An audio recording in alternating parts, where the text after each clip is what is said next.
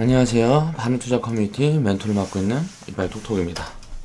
자, 이제 시황을 먼저 잠깐 볼게요. 자, 추석 지나고 이제 긴 하락장 이후에 투매장이 끝났어요.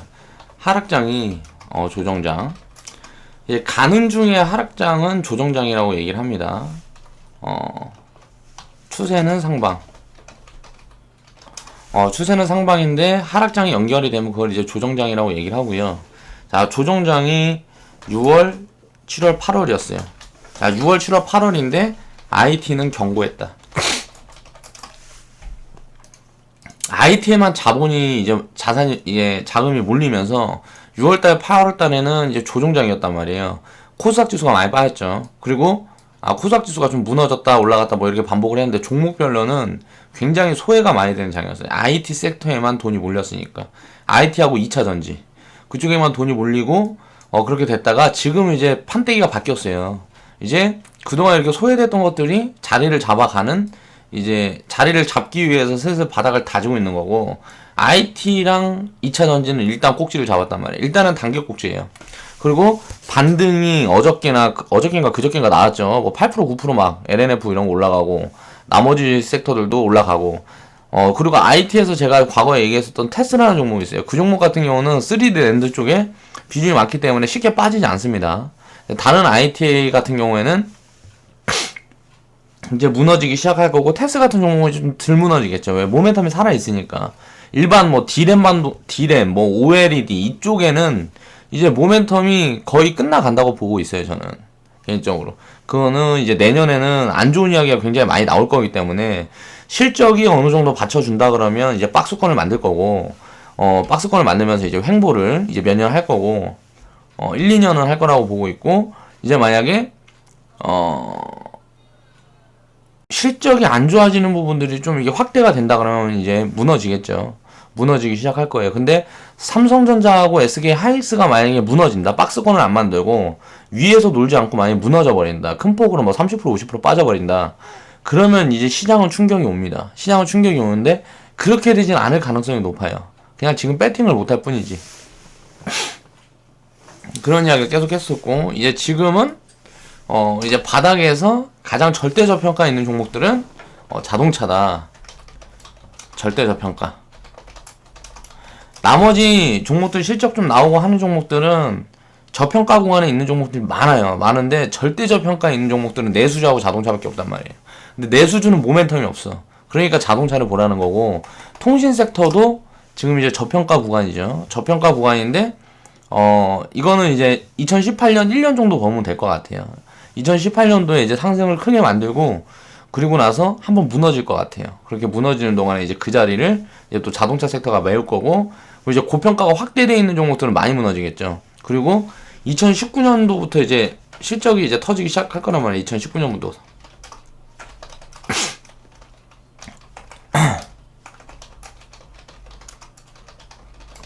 자, 이때가 이제 꼭지라는 거예요. 2019년도부터 이제 실적이 터지기 시작할 거예요. 그거는 이제 뭐 거의 어떻게 보면 기정사실화 돼 있는 것 같아요. 전 세계적으로 이제 이런 부분들, 실적이 터지기 시작하는 이런 부분들 확인이 되면 이제 그 구간은 이제 좋은 이야기만, 이제 뭐 전 방송에서 전부 5G 얘기만 합니다. 지금 IT 얘기하고 전기차, 2차전지 얘기했던 것처럼 전부 5G 얘기만 해요. 이제 그때가 되면 이제 그때는 우리는 슬슬 이제 비중을 빼서, 왜 우리는 지금 생바닥에서 진입을 했었기 때문에 이때도 다 팔 필요가 없어요. 그냥 어느 정도 이제 정리를 해서, 그때 만약에 IT가 굉장히 안 좋은 상황이면 IT 쪽에다가 이제 비중을 옮기는 거고, 만약에 바이오나 화장품이 이제 뭐 한 2년 지금부터 지나서 1년 2년 지나서 바이오나 화장품이 고평가 구간을 해소를 하고 만약에 바닥을 다진다든가, 아니면 그때 뭐 완전히 이제 뭐 저평가 구간을 진입한다든가 이렇게 된다면 그런 섹터를 보는 거고, 이제 만약에 가계부채 문제가 잡혀가지고 내수가 무너진다, 그런 상황이 보이면 이제 그때는 이제 내수 섹터를 봐야 되는 거야. 왜? 내수가 무너지는데 왜 내수를 봐야 되냐? 그때가 바닥인 거예요. 이제 더 이상 나빠질 수가 없는 거야. 이제 아무리 내수가 무너진다고 라면 파는 회사가 망하기는 힘들어요. 그러니까 농심 같은 데가 망하기 힘들다는 거지. 그러니까 지금 저평가에 있는데 절대 저평가가 온다고. 그렇게 안 좋아지면 그때가 언제일 거다? 가계부채가 터지는 그 시점. 서민들 다 중내 산해하고 길거리 나는 사람들 많아지는 그 시점. IMF 때나 2008년대처럼 그런 구간이 2, 3년 후에는 올 거라고 보고 있습니다, 저는. 그러니까 그런 구간이 온다 그러면 그때가 이제 절호의 기회가 또 올 거예요. 그럼 우리는 지금 투자를 잘해서 자산 불려놓고 이런 흐름을 보다가 가계부채 빵 터지는 그 시점에 현금 딱 만들어 놓고 부채가 터지면 자금을 이제 투입을 적립으로 계속 해가는 거죠.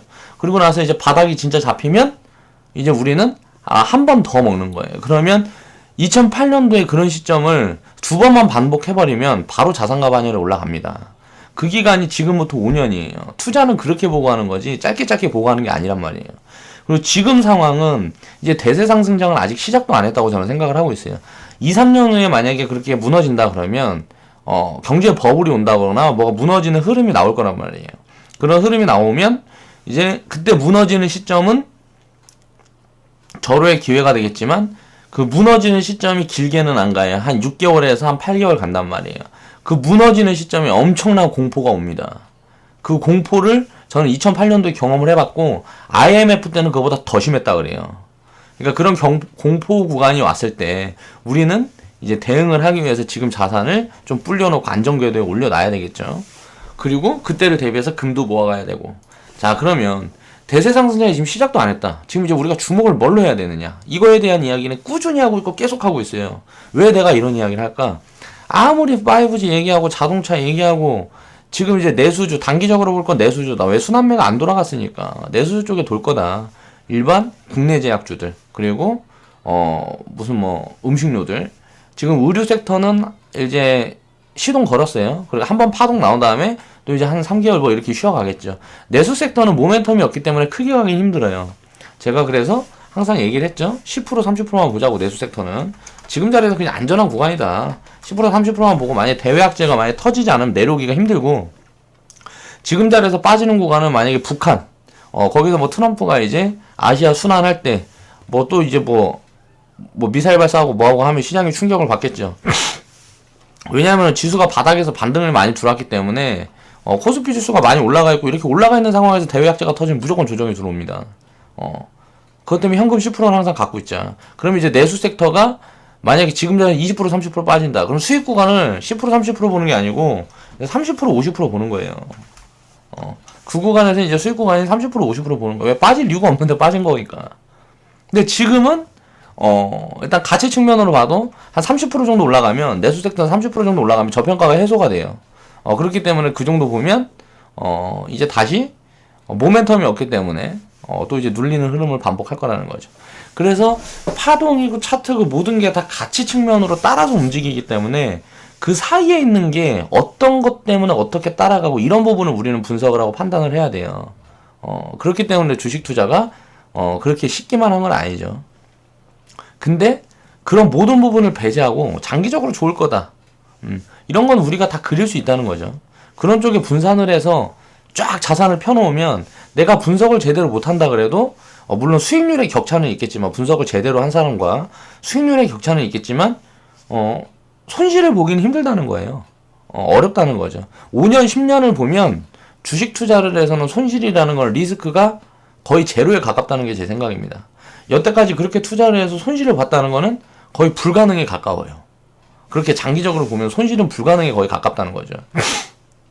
항상 포지션을 단기로만 보니까 그렇게 손실을 확대하고 이런 부분이 생기는 거지 그렇게 길게 보면 손실은 불가능에 가깝고 그 부분을 내가 데이터로 증명을 하겠다라고 지금 계속 말씀을 드리고 있어요. OCI가 무슨 갑자기 실적이 터졌죠. 이건 언제부터 예정되어 있었다? 트럼프가 당선되고 굉장히 안 좋은 이야기만 할 때 전 세계적으로 태양광 무슨 뭐 풍력 붐이 일었어요. 유럽에서 시작이 됐죠. 이거는 뭐 트럼프가 말 한마디 잘못한다고 바뀔 수 있는 흐름이 아니었단 말이에요. 그때가 생바닥이었어요. 그쵸? 그때 78,000원 구간 제가 이야기했을 때 우리는 근데 그때는 11월이었기 때문에 작년 11월 그래갖고 진입할 수 있는 시점이 잘 없었어. 쉽게 빠져주질 않는 거야. 그리고 나서 지금 한 12만원 갔잖아요. 그럼 몇 프로예요? 대충 한 30%에서 50% 수익구가 나왔잖아요. 그쵸? 이 구간에서 이때부터 쥐고 있던 사람들은 어때요? 그냥 갖고 가면 돼요. 내가 그때도 분명히 그랬어. 저한테 이제 막 물어봤던 사람들이 있다고요. 카톡으로 보내고. 내가 그때 이제 유튜브 초기고 하니까. 이거 뭐 갖고 와도 되나요? 그냥 갖고 와도 되나요? 내가 매도 사인 내렸을 때 1억 가상 시뮬레이션이라는 1억 가상 시뮬레이션 이 영상에서 이거 영상 바로 이제 재생 목록에 가보면 제가 이거 분류해놨으니까 안 보신 분들은 보시고 이제 이 영상 보시면 이때 하면서 제가 그때 얘기를 했었단 말이에요. OCA 같은 거 매도 사인 내리면서 그때 매도 안 하고 갖고 가도 되나요? 그렇게 얘기를 했을 때 갖고 간 사람이 몇 명이나 있을까요? 그렇게 물어본 사람들이 한 5명이 있었어요. 그때 갖고 갔으면 지금 이제 시장이면 지금부터는 팔 필요가 없어. 지금부터는 언제 팔아야 되냐? 지금 8만원, 16만원, 16만원 가면 더블 나오잖아요. 16만원 구간에 절반 딱 챙겨놓고 나머지 그냥 끝까지 보유하고 하는 거야. 언제까지? 평생. 그리고 나서 만약에 16만원 구간에서 많이 내려와 준다. 뭐 11만원, 10만원 구간까지 내려와 준다. 그럼 팔았던 거 다시 사면 돼. 조금 사면 돼요. 만약 안 내려오고 그냥 가면, 갖고 있는 거 조금씩 파는 거예요, 이제. 절반 팔아놓고, 한 50% 더 가면, 100% 수익 구간에서는 16만원에서 25%만 가버리면 처음에 78,000원에 샀던 사람들은 150% 됩니다. 그럼 또 한 20% 팔고 20% 팔고 이렇게 팔다가 무너지는 구간 나오면 그 구간에 수익금을 전부 집어넣는 게 아니고 조금 집어넣고 또 장기간 보유를 하고 가는 거예요. 그런 식으로 투자를 하면 손해보기가 너무 어렵다. 근데 커뮤니티에서는 지금 OCR 안 갖고 있는 이유가 뭘까? OCR 안 갖고 있는 이유. 포지션을 잡을 포지션이 잘 안 나왔어요. 그러니까 장기적으로 질고 갈 만한 포지션이 안 나왔어요. 그런 포지션이 안 나왔기 때문에 진입을 못했고, 우리는 그 대안인, 다른 태양광주를 가지고 있죠. 그러니까 이렇게, 진입 시점이 굉장히 중요했고, 이번에 IT가 버블을 만들어서 투매장이 나왔던 9월. 저는 이제 8월에, 회원분들한테 100% 비중 때렸습니다. 그렇게 해갖고 지금까지 보유하고 있는데, 지금 이제 현금 10% 만들어놨어요. 왜? 지금 이제 또 바닥에서 많이 올라왔고 투매 구간이 어느 정도 회복되는 구간이라 일단 현금 10% 만들어놨고 또 무슨 대외 악재가 터지면 현금을 집어넣어야 되니까 8월에 100% 실은 다음에 9월에 돈이 없어서 주식을 못 샀단 말이에요. 9월이 투매장이었는데 그래갖고 9월에 계좌가 빵꾸가 났죠. 이게 제 미스였어요. 이때 만약에 북한 리스크가 터지지 않았으면 9월달에 터지지 않았으면 8월달에 가는 시점이라고 저는 거의 한 90% 확신을 하고 배팅을 때린 거란 말이에요. 회원분들한테도 그렇게 얘기를 했고 지금 이 구간에서 만약에 투매가 나온다 그러면 버텨야 된다. 버티면서도 회원분들 중에 마인드 흔들려갖고 막 고생하는 사람들 많았는데 마인드가 흔들려갖고 막 불안해하고 초조해하고 하는 분들이 많았어요. 그런데 우리 회원분들이 잘 다독여주고 또 제가 그 부분에 대한 언급을 계속 드리고 해서 지금까지 올 수 있었던 거죠. 그리고 나서 이제 9월달에 투매가 나오니까 이때 샀어야 되는데 살 돈이 없어서 못 산 거야. 이게 아쉬웠던 거지. 왜냐하면 지금 계좌 수익이 이때 만약에 현금 10%만 갖다 박아놨으면 지금 계좌 수익이 한 10% 이상 나 있어야 되는데 지금 이제 원금을 이제 우리는 손실을 회복하고 있는 정도에 있는 거니까. 그러니까 이런 경험을 이건 돈 주고도 살 수 없는 경험이니까 이런 경험을 회원분들이 했기 때문에 여기에 만족을 하자고. 앞으로는 이런 미스가 나지 않도록 저도 더 신경을 써야 되겠죠. 오늘 또 주제에 넘어가서 내가 또 이제 잡 얘기만 많았는데 이제 대세 상승장 왜 아직 나는 시작도 안 했다고 보는지 그런 부분에 대한 이야기를 해보겠습니다. 시장이 우상향으로 바뀌고 있다. 얼마 전에 제가 코스피 인버스 인버스를 사라 그랬어요. 그랬다가 한 비중을 한 이 정도 실었다가 손절을 뭐 1% 정도 해서 짧게 손절을 하고 나왔는데 손절을 했던 이유가 있습니다. 시장이 변해버렸어요. 이제 위로 가겠다고 고개를 쳐들어 버렸어. 이거는 바뀌지 않는다는 것이 이렇게 조정도 길게 오지 않을 가능성이 높다고 판단을 했기 때문에 그냥 잘라낸 거예요. 왜? IT하고 2차 전지가 무너져도 이제 지수는 크게 안 무너질 확률이 높아져 버렸어. 그렇다 보니까 그럼 지수가 상방인데 일단 3000포인트까지는 야 이거 뭐 푸 포지션을 잡고 가면 안 된다는 거. 시장에 빠질 거라는 포지션을 잡고 가면 안 된다고 보는 거죠. 제가 뭐 코스피 내가 뭐 GDP 얘기하면서 GDP가 3만불이면 우리나라 3만불 가고 있으니까 3만불이면 이제 코스피 무조건 3000 가야 된다. 그리고 여기서 버블 좀 끼면 4000 간다. 저는 한 4000은 갈 거라고 보고 있습니다. 4000은 갈 거라고 보고 있는데 이게 버블이 껴야 4000은 가는 거죠. 그리고 코스닥 1500포인트. 자, 800포인트 넘어가면 1500포인트 간다 그랬어요. 이 중간에 올랐다 내려갔다 이건 있겠지만 일단 코스닥은 1500포인트까지 보는 거예요. 일단 1500포인트까지 무조건 간다고 보는 거예요. 왜? 지금 저평가가 엄청나니까. 지금 코스닥이 따블이 난다 그랬을 때 딱 봤을 때 지금 따블이 나도 계좌 수익 예를 들어서 그 섹터가 따블이 나도 저평가인 종목들이 엄청 많아요. 코스닥에. 진짜 널려 있단 말이에요. 그러니까 이런 종목들이 널려 있는데 얘네들이 만약에 바닥에 딱 올라가 버리면 지금 뭐 셀트리온이라든가 바이오 얘네들이 만약에 시총에서 무너져 버리면 3배 4배 가는 거고 걔네들이 많이 가면 막 1000%씩 가는 거고 바이오들이 만약에 지수를 이끌고 가면 걔네들 얼마 못 가겠죠. 그럼 바이오가 무너지는 시간에 폭락장이 한번 온다. 그럼 바이오는 많이 무너질 거란 말이야. 왜 바이오는 고평가가 장난 아니거든 지금. 그러니까 이런 거를 생각을 해봐야 된다는 거예요. 가치적인 측면을 보고 이렇게 봤을 때 야 이건 이제 시작했다는 거죠. 2600포인트? 이거 이제 뭐 이거 2600포인트라는 게 그 지수 포인트라는 건 별 의미가 없어요. 내가 갖고 있는 종목이 많이 가야지. 근데 시장 흐름이 이렇게 만들어져 있으면 저평가 종목들 계속 유동성이 공급되고 있다는 거거든요. 시장에. 그러니까 돈이 들어오고 있다는 거예요. 돈이 들어오고 있으면 계속 싼 것만 찾아요. 투기 성향이 있는 사람들은 비싸도 가고 있는 말에 자꾸 올라타려고 그러고 결국은 시장에 돈이 들어온단 말이에요. 그러다가 이제 뭐 버블이 무너지고 뭐하고 하는 부분이 확인이 되면 가치주들이 항상 부각을 받게 돼요. 그런 시점들이 지금 와가고 있다라고 저는 보고 있습니다. 자, 코스피. 우리는 이제 사이클의 반복. 자, 이 과거 데이터를 한번 분석을 해보자 이거예요. 지금 구간과 비슷한 데가 어딘가를 보는 거죠. 이거는 이제 머리를 들고 고점을 뚫어놨는데 저는 이제 구간이 들어올 때 조정을 좀 들어왔어야 된다고 보고 있기 때문에 IT가 많이 빠질 거다. 그렇게 본 거죠. 근데 10월달, 11월달 딱 보니까 그냥 바로 가버리네. 이거는 이제 눌릴 생각이 없다는 거예요. 밀릴 생각이 없다는 거지. 그럼 IT는 지금 고평가권에 들어와 있고 이제 2018년 지금 이제 2개월밖에 안 남았어요. 1개월밖에 안 남았어요. 18년이 도달하면 이제 IT는 안 좋은 소리들이 계속 나올 거예요. 그러면은 실적이 지금 실적을 유지를 계속 하긴 힘들단 말이에요. 2018년에 지금 실적을 유지할 수가 없어요. 제조업이 우리가 제조업이 뭐 마진율이 50%다. 이건 말이 안 되는 거예요. 이거는 완전히 공급 부족. 수요는 폭발했는데 공급이 엄청나게 부족해서 이렇게 됐다는 거예요. 그럼 이 시장은 먹을 시장이 어마어마하게 많잖아요. 이쪽은 엄청나게 설비가 들어가고 있고 중국에서 막 지금 이런 게 보인단 말이에요. 그럼 결국은 그런 부분에서 걔네들한테 많이 내줄 수밖에 없어요. 이렇게 지금 돈 벌고 있는 걸 많이 내줄 수밖에 없다고. 지금 휴대폰 슬슬 뉴스 나오기 시작하죠. 중국 휴대폰 화웨이 뭐 이런 데 갖고 지금 뭐 애플 넘어섰다.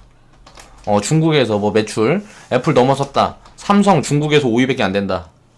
갤럭시 중국에서 휴대폰 판매 5위밖에 안 된다. 뭐 이런 거 뉴스 계속 나오고 있죠. 내가 이거 휴대폰은 밀렸다고 중국에 밀렸다고 끝났다고 언제부터 얘기했어요. 이거 한 6개월 7개월 전부터 얘기했잖아요. 이제 막 뉴스 터지고 있잖아요. 이 부분은 그때부터 이미 알고 있었어요. 다 모르는 사람이 없었다고. 휴대폰은 끝났구나. 중국으로 다 넘어갔다. 조선이 넘어간 것처럼 우리가 뭐가 넘어간 것처럼 다 넘어간 거예요. 중국으로. 휴대폰도 끝난 거예요. 휴대폰 사업부가 끝났으면 이제 뭘 보고 있느냐. 그 다음으로 이제 보고 있다는 거죠. 이제 혁신 기술을 계속 내놔야 되는 거예요. 기술력에서 이제 조금 우위가 나오면 이제 그쪽으로 가는 거예요. 기술력이 우위가 나오면 이제 좀 뭐라 그래야 돼? 잘 사는 나라들은 자꾸 못 사는 나라. 그러니까 조금 인건비가 더 싼 나라에 자꾸 내줄 수밖에 없습니다. 사업을. 그렇기 때문에 계속 혁신 기술을 만들어내는 거예요. 미국이 그걸 잘하고 있기 때문에 지금 아직도 이렇게 유지가 되고 있는 거죠. 컨텐츠 사업, 뭐 페이스북, 구글, 아마존 이런 데들이 혁신을 하고 있잖아요. 계속. 이 혁신이 계속 이루어지니까 재투자가 들어가고 투자 부분이 잘 돼 있으니까 돈이 있어야 뭘 투자를 해가지고 무슨 혁신적인 기술을 만들어낼 건데 그런 투자 마인드가 잘 갖춰져 있으니까 국민들이 투자 마인드가 잘 갖춰져 있으니까 계속 재투자를 해서 혁신이 계속 이게 나오는 거예요.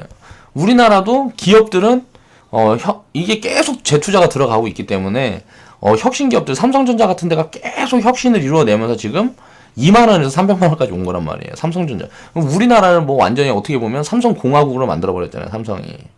그러니까 이런 부분도 일본도 마찬가지. 소프트뱅크에서 이제 손정희 회장이 전 세계 1000개 기업에 투자를 하고 있다 그래요. 투자를 망한 적도 있고 성공한 적도 있지만 결국은 절대적으로 이렇게 분산을 그렇게 해놨기 때문에 손해를 볼 수가 없어요. 그 투자 문화를 아베노믹스가 가져다가 한 게 지금 일본이란 말이에요. 이런 투자 문화가 한국은 만들어지지 않으면요, 한국은 미래가 없어요. 그렇다는 거죠. 왜냐면은 빈부격차가 계속 커지는 거야. 어쩔 수 없는 거야. 양극화가 엄청나게 심해진다는 거예요. 왜? 이게 투자에 대한 걸 깨닫고 있는 사람들은 이제 투자를 계속해서 자산이 겁나 늘어나는데, 서민들은 이거 인건비 계속 줄고 하니까 일자리는 계속 줄 수밖에 없어요. 왜 우리나라에서 공장을 해? 우리나라 기업들이 미쳤다고. 지금 이제 글로벌 세대인데 다른 나라로 나가면 되는데 돈 더 주고 우리나라에서 할 필요가 없어요. 그러니까 이제 내수 죽고 뭐하고 하면 어떻게 되겠어요? 내수 기업들도 다른 나라로 나가야지. 내수 기업들도 이제 다른 나라로 나가잖아요, 자꾸. 우리나라에서 먹을 게 없는 거야. 서민들이 너무 못 살아. 뭐 팔리지가 않아. 뭐 만들어도. 다른 나라에서는 이제 막 살아나는 그런 국가에 진입을 하면 뭐가 많이 팔리게. 그럼 기업은 계속 성장을 하죠. 기업은 어찌됐든 성장을 계속 해요. 일단 망하는 기업들은 어쩔 수 없고, 망하지 않는 기업들은 계속 성장을 한다고.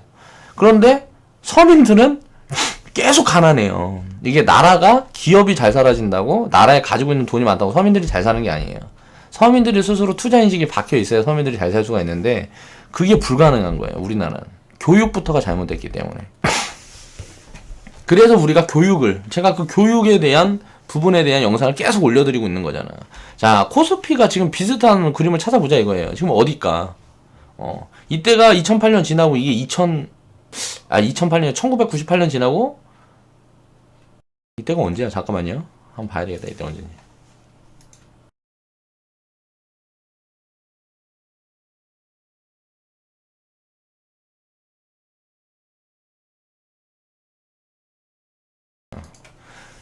1999년, 1998년 IMF 지나고 이제 상승이 나왔을 때예요. IMF 뭐 1년밖에 안 걸렸다고 이게. 경제는 이렇게 하는데 반응을 빨리 하는데 IMF 그렇게 무너졌으면 금방 반응해요, 돈은. 근데 IMF 때 무너진 사람들은 10년, 20년 걸려도 회복하기가 쉽지 않죠. 이게 경제라는 걸 알아야 돼요. 자, IMF 때 무너진 다음에 살아났던 이 구간. 이 구간이면 어떻게 될까요? 예를 들어 가계부채가 2018년도에 터진 다음 지수가 이렇게 무너질 거예요. 이런 부분들을 미리 파악이 되죠. 판단이 된단 말이에요. 이런 부분이 만들어지면 무조건 던지고 나오면 돼요. 그리고 이제 바닥을 다시 잡아서 이제 집을 파면 돼요. 우리가 지수를 볼 때는 크게 무너질 수 있는 구간이 나오느냐 안 나오느냐 한번 보면 돼요. 그럼 2019년도에는 지금이랑 비슷한 자리인데 이게 조금밖에 못 갔네. 그리고 무너져 버렸어요. 그럼 여기서 조금밖에 못 갈 수도 있겠죠, 당연히. 그렇게 볼 수 있는 거고, 여기를 다시 돌파했던 구간을 보니까 이 돌파했던 구간이 어디였냐면 이게 2005년이에요. 2005년도 이 흐름이랑 지금 더 비슷해요. 2009년 이때 흐름보다 2005년 이 흐름에 이게 돌파를 해내고 상승을 시작하는 시점 언제까지 갔죠? 제가 말했던 2년 반. 지금부터 2년 반 더 가면 어떻게 돼요? 2년 반 더 가면 2019년, 2020년이잖아. 자율주행차가 딱 시상에 2021년도에 나온다 그러면 그 시점에 이제 한번 버블이 확대되면 무너질 수 있겠다라고 생각하는 이 구간이란 말이야. 우리가 지금 보면 지금 가장 비슷한 구간이 이 구간이에요. 2019년에 이제 그 IMF가 너무 심하게 무너져서, IMF 때문에 기업들이 가치가 너무 심하게 무너져서 반등이 빠르게 들어왔다가, 자, 박스권을 만들면서 이제 매물 소화 과정을 거치는 거예요. 자, 이제 이때 개인 투자자들은 다 던지고 나가는 거지. 메이저들이 그걸 이제 다 사모으기 시작한 거예요. 악재가 있을 때 다 사모았어, 메이저들이. 그리고 시장을 들어 올릴 때는 이 전에 있던 고점을 들어 올리는 게 보이죠. 왜? 기업들이 가치가 그만큼 커졌으니까 당연히 더 커져야지 올라가는 거지. 그 구간이랑 지금 비슷한 구간이다. 그럼 한 2년 정도는 남아있다고 볼 수가 있다. 이렇게 횡보하는 구간은 어떨까요? 이때가 언제까? 대장주들이 눌리는 구간. 대장들이 눌리고 이게 순환매가 일어서는 구간. 대장이 무너지고 다른 것들이 이제 올라가는 구간. 대장이 눌렸다가 다시 함께 가는 구간. 그 구간으로 보면 됩니다. 지금 이제 IT, 통신, 자동차. 제가 봤을 때 이 세 개를 봐야 돼요, 지금. 근데 IT는 너무 높다, 자리가. 무너지면 한번 보든지 말든지 하고 지금 쳐다보지 말아야 될 자리다. 그럼 한 3개월에서 6개월. 보면은 딱 해서 잡아서 3개월에서 6개월, 1년 걸린다 그랬잖아. 그거 동안 횡보했죠. 이때 많이 갔어요. 주식들이 많이 갔다고, 이때. 지수만 횡보한 거지 주식들은 많이 갔습니다. 왜? 이렇게 올라올 때 소외가 됐거든. 이때 대장을 잡아갖고 올라온 거예요. 대형주가 먼저 올라왔어요. 대장을 잡고. 이때 코스닥이 움직였겠죠. 그리고 나서 다시 코스피가 가고. 이건 주도주가 바뀐 거예요. 그리고 나서 시장이 붕괴됩니다. 2008년도. 자, 지금부터 2년이 이렇게 가면 어떻게 될까요? 시장이 붕괴됩니다. 왜? 버블이 너무 심하게 끼는 구간이 나오니까. 그리고 가계부채라든가 이런 부분들이 터지겠죠. 왜 터질까? 금리가 올라갈 거니까. 금리가 인상이 됩니다. 이렇게 시장이 이렇게 화랑이 되면 금리가 많이 올라갈 거예요.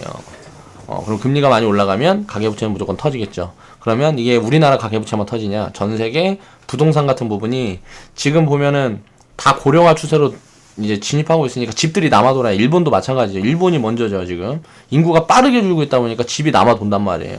근데 집값은 너무 비싸. 그럼 어떻게 되겠어요? 집값은 당연히 무너져야죠. 이 구간이 나올 거다.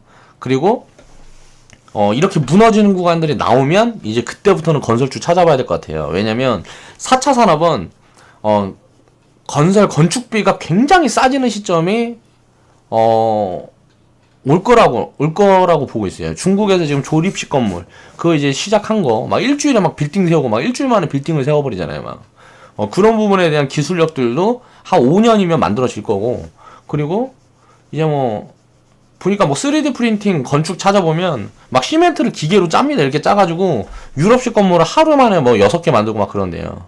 유튜브에 보면 다 나와요. 그거 치면 다 나온다고. 그런 부분들이 이제 기술력이 만들어지고 하면 건축비가 겁나 싸지니까 집값은 이제 뭐 폭락을 하겠지만 이제 사람들이 일단 집을 싸게 살 수 있으니까 어떻게 되겠어요?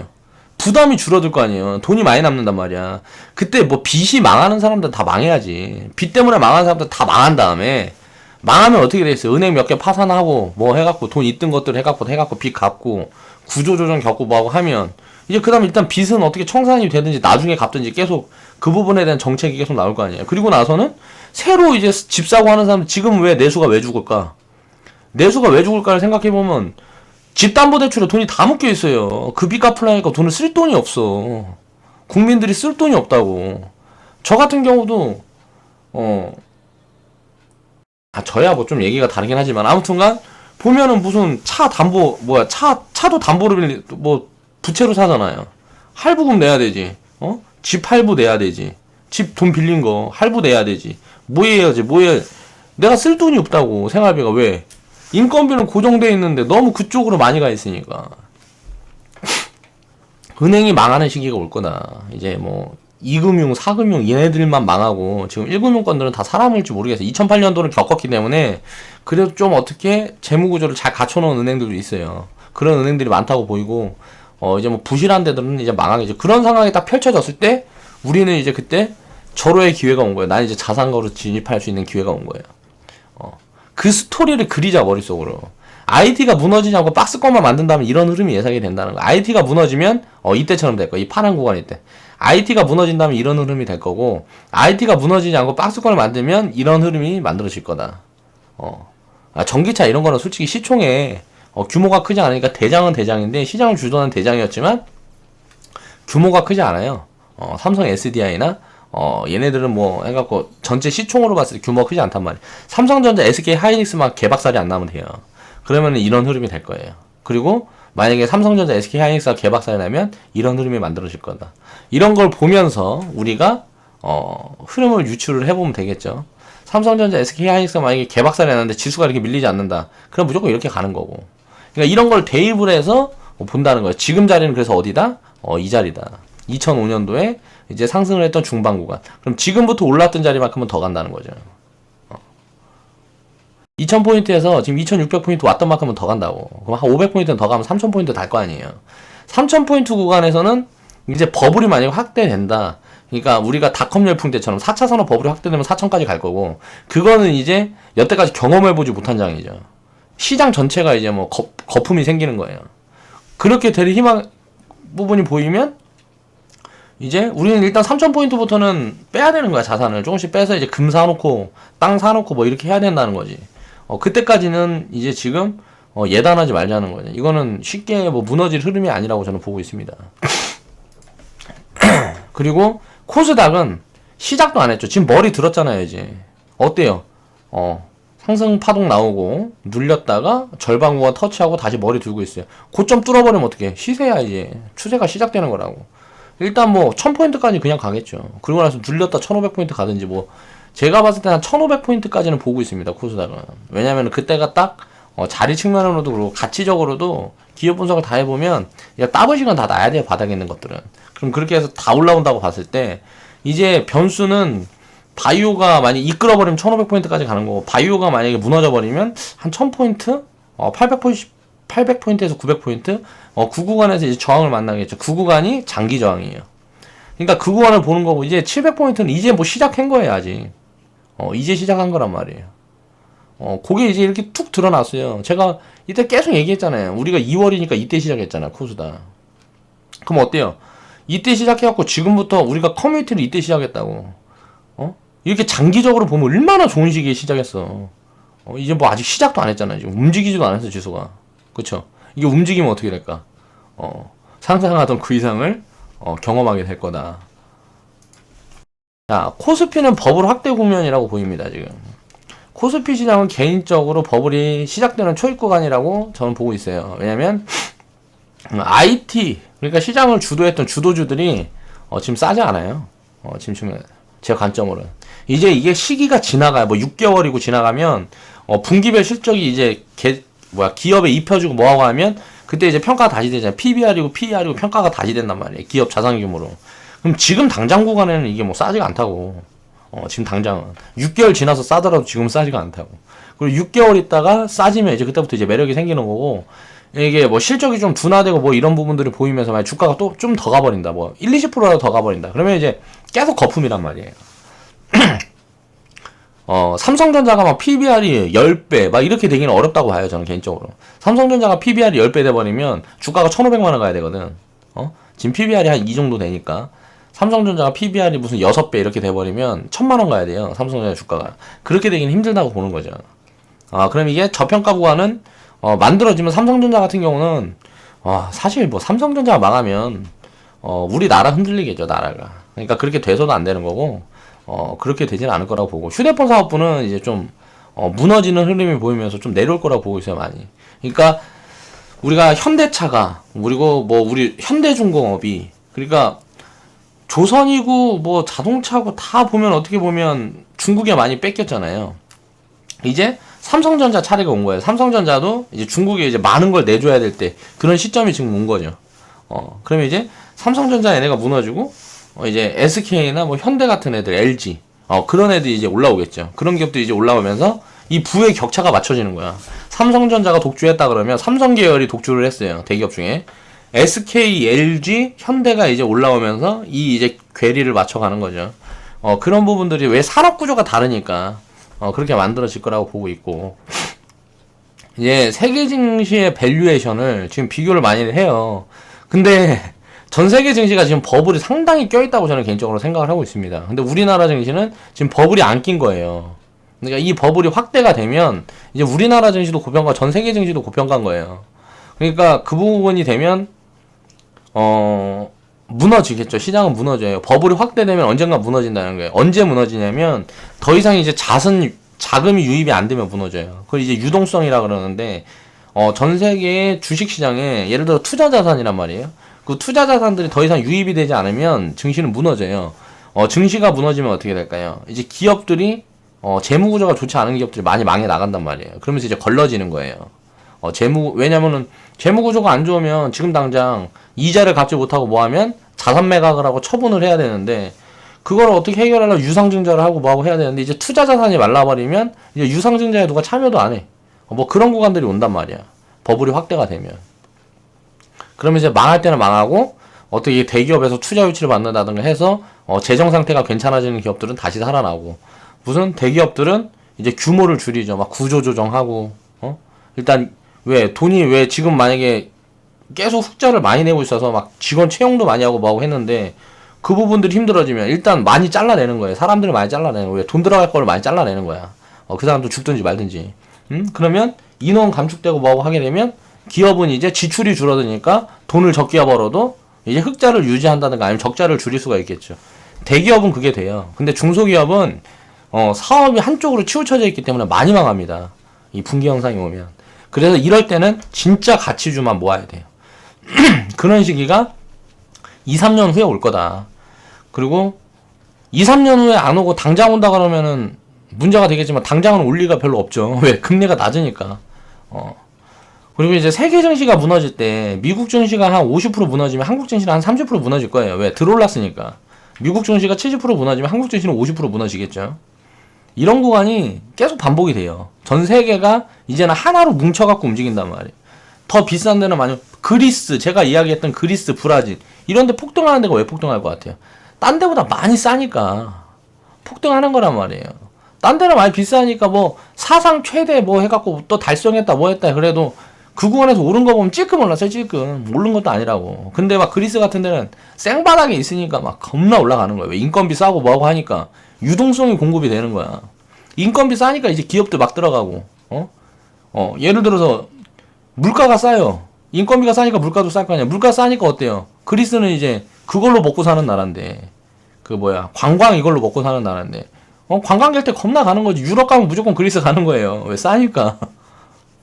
동남아를 왜 많이 가, 사람들이? 싸니까 많이 가잖아요. 그런 것처럼, 이렇게 결국은 된다는 거고, 이제 더 비싼 구간에 놓여 있으니까, 글로벌 증시를 생각을 해보면, 이제 전 세계적으로 거품이 꺼지는 상황이 발생을 하면, 그에 비례하게 많이 올랐던 국가들의 증시가 가장 타격을 많이 받게 된다.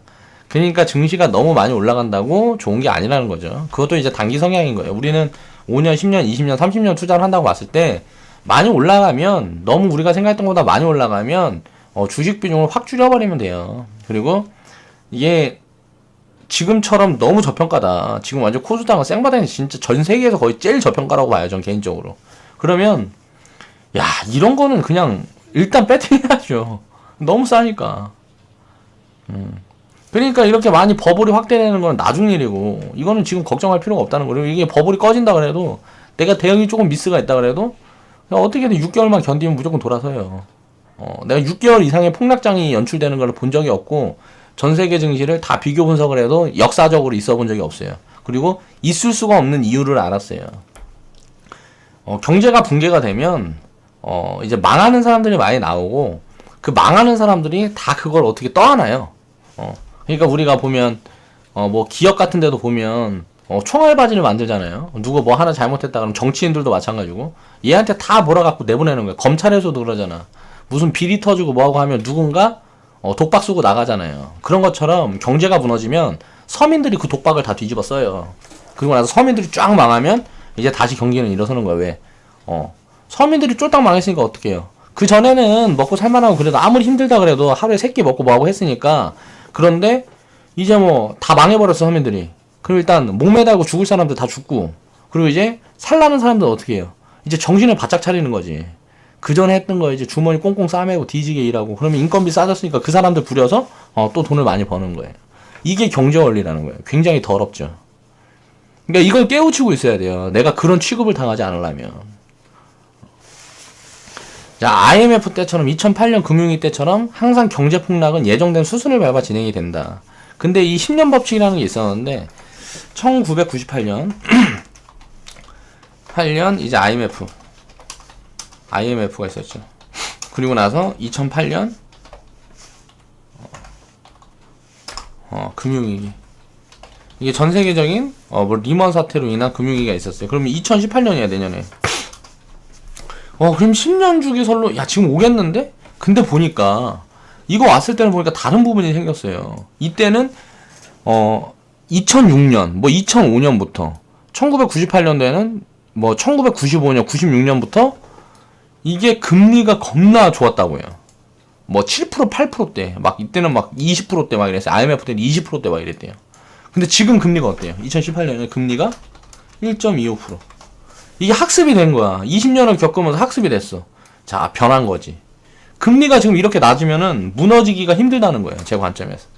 그 부분이 확인이 되는 거죠. 이때는 금리가 높았기 때문에 무너지니까 이게 뭐 박살이 나는 거고. 그러니까 인플레가 버블이 낀 거죠. 막 물가 막 폭등하고 막. 그러니까 개박살이 난 거고. 지금 보니까 금리가 1.25%밖에 안 되네. 이거는 더 가겠다. 라고 우리가 볼 수 있는 거죠. 그러면 이제 10년 주기설에서 15년 주기설이든가 20년 주기설로 이제 바뀌겠죠. 왜? 이거를 경험을 했으니까. 이런 흐름이 지금 나오는 것 같아요. 전 세계적으로도. 자꾸 긴축 이런 부분들 보이고, 이제 트럼프가 경제를 활성화 대책 계속 내놔갖고 이제 세금 들걷고 뭐하고 하면서 버블을 계속 만들어가는데 동조를 한다 그러면 이제 뭐 빨리 무너지겠죠. 근데 만약에 이제 뭐 옐런처럼 이제 막 긴축을 계속하면서 이제 금리를 올린다는 게 긴축이에요. 금리를 올리면서 투자 자산을 회수를 하고, 그리고 뭐 이렇게 한다는 거는 기존에 이제 풀려있던 유동 자산을 이제 회수를 하는 부분이니까, 그런 부분이 되게 되면 당연히 이제 성장이 둔화가 되죠. 그래서 성장을 가속화시킬 거냐 둔화시킬 거냐, 이게 양쪽 다 양날의 칼이에요. 양날의 칼. 그래가지고 무슨 뭐 FOMC 회의하면 이걸 보고 주가가 올라가니 내려가니, 뭐 금리가 올라가면 올라가고 내려, 이건 다 장기적으로 봤을 때 쓰잘데없는 소리다. 그러니까 우리는 그냥 장기적으로 주식을 보유하고 갈 수 있는 그런 가치관만 가지고 있으면 돼요.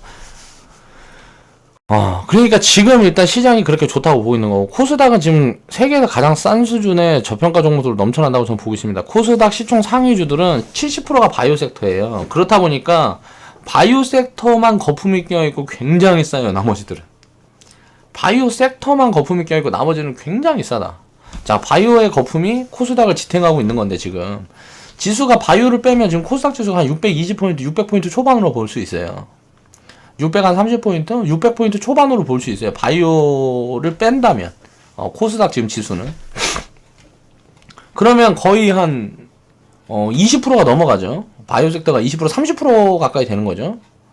20%, 30% 가까이 된다고 봤을 때 그 외의 기업들은 가치 평가를 지금 제대로 받고 있지 못하다는 거죠. 왜? 성장성에 대한 의문을 지금 계속 주는 거예요. 퀘스천 마크를. 근데 지금 그 성장성에 대한 퀘스천 마크, 이게 뭘로 바뀌고 있죠? 4차 산업. 실질적으로 이제 소득이 돌아가는 쪽에 이제 자본이 몰리기 시작할 거다. 바이오는 아직은 꿈의 산업이니까. 그러면 이제 고평가 같은 경우는 이제 당연히 가치 평가가 지금 보면은 바이오 같은 경우는 어떤 상태냐면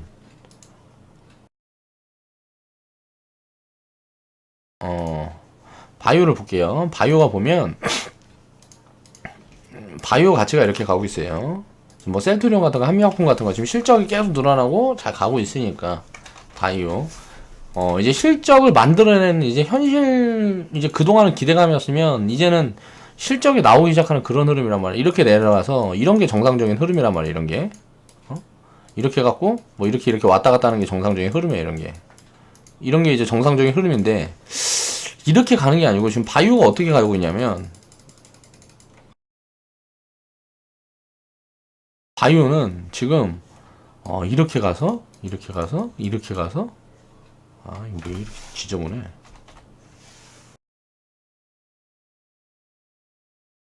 뭐 이렇게 가서 여기서 또 이렇게 갔다가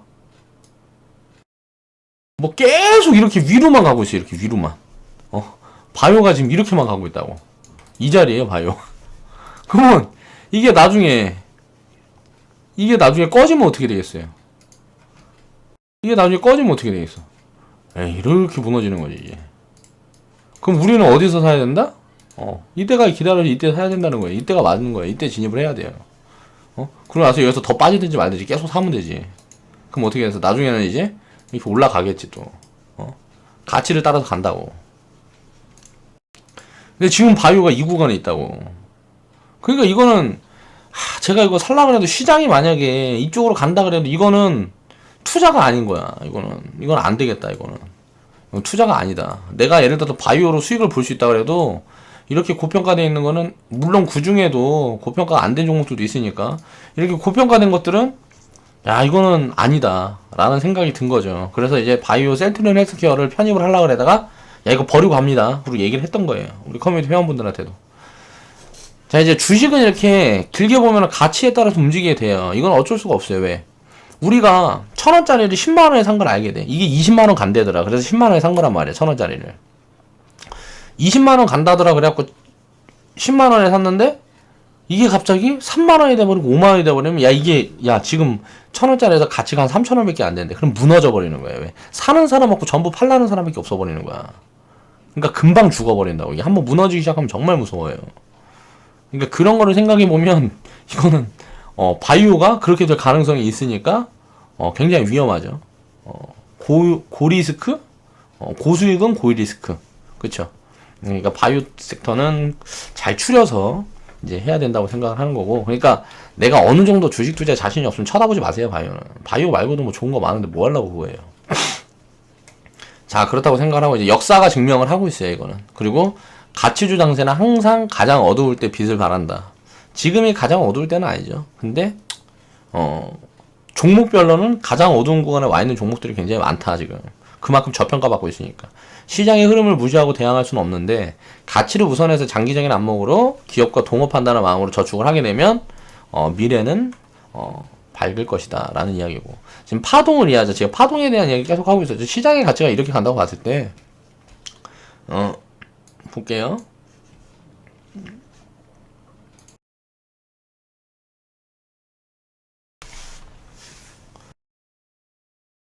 시장의 가치가 이렇게 간다고 봤을 때 결국은 이제 코스피 같은 경우도 보면 시장의 가치는 이렇게 가는 거예요. 결국은 위로 간다는 거지. 근데 어때요? 자, 이게 밑에 있을 때가 계속 있고, 이게 위로 갔을 때가 계속 있죠. 이 위에 있을 때가 이렇게 계속 있단 말이에요. 이렇게 위에 있을 때. 그럼 이제 이 비쌀 때하고 쌀 때만 찾으면 돼요. 그래갖고 쌀 때는 사고 비쌀 때는 팔면 되겠죠. 주식 투자가 이렇게 간단한 거다라는 거야. 너무 복잡하게 생각하면 안 돼요. 그러니까 맨날 망하는 거야. 그리고 시간 투자를 못 하니까 맨날 망하는 거죠. 시간 투자를 할 줄 알아야 되는데. 그래서 봤을 때 코스닥이 지금 위치가 한 이 정도 되는 것 같고요. 왜? 그 고점을 넘어가기 전 구간, 이 구간이나 이 구간, 지금 이런 구간에 와 있는 거고, 자, 코스피 위치가 지금 한 이 구간에 와 있다고 보면 돼요. 이제 해서 눌리거나 횡보하거나 또 가거나 뭐 이런 식으로 가겠죠. 이제 횡보를 해도 가치로 이렇게 만들어 갈 수가 있잖아요. 이건 이제 눌린 거고, 눌린 걸 예처럼 이게 이 자리에서 올라갔다 이렇게 횡보를 해도 이 까만 선에 도달해서 이 밑으로 내려갈 수가 있죠. 횡보를 한다 그래도. 왜? 가치는 계속 올라가고 있으니까. 그렇죠. 그런 부분들이 어떻게든지 조정이 만들어져야 된다는 거. 코스닥은 지금 이제 뭐 상승 시작하려고 지금 시동을 걸고 있다고 지금 보입니다. 자, 오늘은 이제 시장에 대한 이야기, 그리고 과거 데이터를 우리가 대입을 해서 봤을 때 가치 측면에 연동을 해서 계산을 할 때, 우리가 분석을 할 때 어떻게 봐야 되는지 그 부분에 대한 제 기준을 말씀을 드렸고요. 투자는 무조건 해야 되는 거예요. 이거는 뭐 선택사항이 아니에요. 저는 제가 생각했던 기준에서 무조건 필수사항입니다. 그냥 하지 않으면 내가 가난을 감수하고 살아야 돼요. 내가 지금 가난하고 없는 것도 내가 견딜 수 있고, 그 부분이 괜찮다. 난 지금 이대로도 행복하다 하는 사람들은 투자하고 뭐가 할 필요가 없어요. 그렇게 사는 게 가장 행복한 거죠. 근데 저처럼 이제 욕심이 있고 무언가 가지고 싶은 게 있고 한 사람들은 무조건 투자라는 거는 필수적인 거라는 거예요. 내가 욕심이 있다 그래서 남의 거 도둑질할 수는 없잖아요. 그리고 내 기준에, 내가 생각했던 기준에 이건 잘못된 방법이다 하는 방식으로 재산을 축적한다는 것도 결국은 내 스스로가 굉장히 고통스럽고 힘들겠죠. 누구한테 사기를 치는 것도 마찬가지고, 누구한테 무언가 잘못된 행위를 해서 그 사람의 재산을 뺏어온다든가, 무슨 약점을 공략을 해서 내가 무슨 이득을 취한다든가, 이런 거는 허접 쓰레기들, 양아치들이나 하는 거란 말이에요. 저는 진짜 세상에서 양아치를 내가 저주하거든. 그래서 제가 어렸을 때 학교 다닐 때 놀 때도 나는 누가 나한테 날라리라 그래주면 그래 그랬어. 근데 양아치 뭐 이런 소리 들면 막 눈깔 뒤집혀갖고 가서 줘 패고 그랬다고. 그러니까 특히 남자들은 남자가 이게 뭐 달고 태어나잖아요. 태어나면 뭐 달고 태어나잖아. 뭐 달고 태어나서 인생 쪽팔리게 이게 누구한테 내가 가진 게 없어서 내가 가진 거 없는 걸 인정을 하고 남한테 고개를 숙이고 하는 사람들은 정말 멋있는 사람들이에요. 그 사람들이 진짜 남자야. 그거 쉽게 하지 못하고, 나도 잘 못해요. 그러면 저는 진짜 못하겠더라고, 잘. 그래서 내가 남 밑에 못 있는 거야. 근데 진짜 딱 이게 있어도 내가 딱 보면 그런 분들이 있어요. 가끔 보면 정말 상황이 여의치 않고 뭐하고 해도 딱 고개 숙일 줄 아는 분들, 그런 분들이 이제 진짜 남자고, 나 같은 놈들은 항상 흉내만 내는 놈들이고, 그러니까 아직 진짜 경지에 들어서진 못한 거죠. 그냥 흉내만 내고 있는 거지. 남자인 척하는 사람들 딱 봤을 때 양아치가 욕심이 많은데, 저처럼 욕심이 많은데 내가 올바른 길을 선택하지 않으면 양아치가 돼야 돼요. 세상에 제가 사업하면서도 그런 양아치들을 수두룩하게 봤고, 정말 인간 새끼 같지 않은 새끼들이 너무 많은 거야. 나이를 필요가 없어요. 나이가 필요가 없어. 무슨 인간 새끼가 아닌데 그 나이를 할 필요가 없다고. 뭐 하려고 대우를 해줘. 인간 새끼가 아닌데. 그러니까 자기 스스로를 한번 생각을 해보자고. 내가 잘못한 거 있으면 고치고 뉘우치고 반성을 할 줄 알아야 돼요. 근데 저도 지금도 굉장히 노력하고 있는데 잘못한 거를 잘 못 고칠 때가 많아. 근데 어렸을 때보다 훨씬 낫었지. 진짜 어렸을 때는 저는 완전 독불장군이었거든요. 근데 그런 부분에 대해서 이제 우리가 주식 같은 거를 분석하는 것처럼 내 스스로에 대한 분석을 해야 된다는 거예요. 여자들도 마찬가지겠지만 저는 항상 레이디 퍼스트라는 그런 마인드를 갖고 있는 사람이기 때문에 여자한테는 조금 유해, 남자한테는 굉장히 기준이 엄격하죠. 그래서 사람들을 대할 때도 여자들한테는 유하다 보니까 그렇게 날 싫어하는 사람들이 많이 없어. 근데 남자들은 딱 갈려요. 나를 진짜 좋아하는 사람들과 이렇게 좀 안 맞는 사람들이 갈려요. 그러니까 좀 남자다운 성향을 갖고 있고 제대로 된 사람들은 대부분 저를 좋아해요. 왜냐하면 제가 그래도 좀 이렇게 싸가지 없고 이렇게 생기고 이렇게 했어도 좀 할 도리는 한다고 개인적으로 생각을 하고, 가끔 실수는 많이 하지. 형님들이나 이제 뭐 어르신들한테 이제 실수는 많이 하는데 항상 가서 이제 사과드리고 잘못한 부분 내가 인정을 한다 그러면 그렇게 하기 때문에 좋아해주는 사람들이 많다라고 생각을 한다는 거죠. 그래서 결론은 얘기가 뭐냐면은 내 자랑처럼 끝나는데 내가 내 자랑을 하려고 그런 게 아니고, 내가 생각하는 그 기준은 그렇다는 거예요. 우리가 올바르게 살기 위해서는 자산을 가져야 되지 않나. 올바르게 살기 위해서 너무 가난하면 올바르게 사는 게 굉장히 어려워요. 쉽지가 않아. 내 인생 이렇게 짧은 인생에서도 그런데 저보다 어르신들은 더 그런 경험을 많이 해봤겠죠. 그러기 위해서 정당한 방법으로 우리는 투자를 해서 제대로 된 방법으로 자산을 축적을 하고 그 자산을 나눌 수 있는, 우리나라 부자들 보면 자산을 나누는 사람들이 너무 없죠. 좀 꼴보기 싫은 것 같아. 그런 것들이. 그런 문화부터 좀 바뀌어야 되지 않나. 그래서 부자에 대한 인식이 좀 바뀌어야 우리나라도 건강한 사회가 될 수가 있겠죠. 그런 사회를 위해서 앞으로도 노력하겠습니다. 자, 대세 상승장, 그래서 제가 봤을 때는 아직 시작도 안 했다고 보고 있고요. 이제 스타트를 끊는다 그러면 굉장히 좋은 장세가 앞으로 이어질 겁니다. 자, 그런 장세를 기대해 보면서 이번 주는 마무리하고 이제 토요일, 내일은 이제 생방이 있죠. 오늘은 제가 이런 거 저런 거 볼 게 많아서 할 일이 많아서 생방을 못 했어요. 이제 평일날은 평일 생방은 이제 아프리카 생방, 아프리카 TV 생방. 이거는 이제 제 정보란 보시면 거기 보면 아프리카 TV 바로 가기가 있습니다. 그거 보시면 되고 거기에서 이제 들어올 수가 있고요.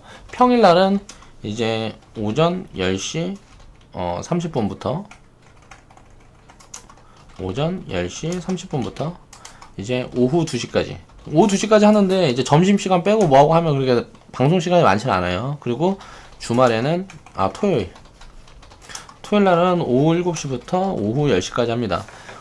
이제 토요일날은 이제 무료 출전주가 이제 나가고요. 평일날도 보면 시청자들 많이 없고 하면 이런저런 정보를 좀 많이 공개를 해요. 근데 이제 시청자가 많고 이제 나중에 시청자가 많아지고 하게 되면 이게 뭐 함부로 막 모든 걸 다 깔 수는 없겠죠.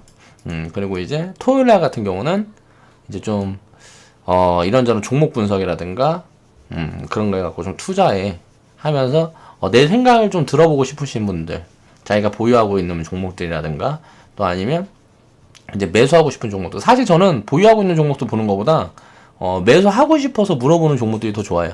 아직 결정을 안 해놓고 그만큼 신중하다는 거잖아요. 그 사람들은 자기들이 분석을 다 해놓고 나한테 물어보고 거기에 대입을 해서 결정을 해서 내가 살 건지 팔 건지, 살 건지 말 건지, 이런 결정을 한다는 자체가, 그런 신중함이 있다는 거는 투자로 성공할 수 있는 가능성이 굉장히 큽니다.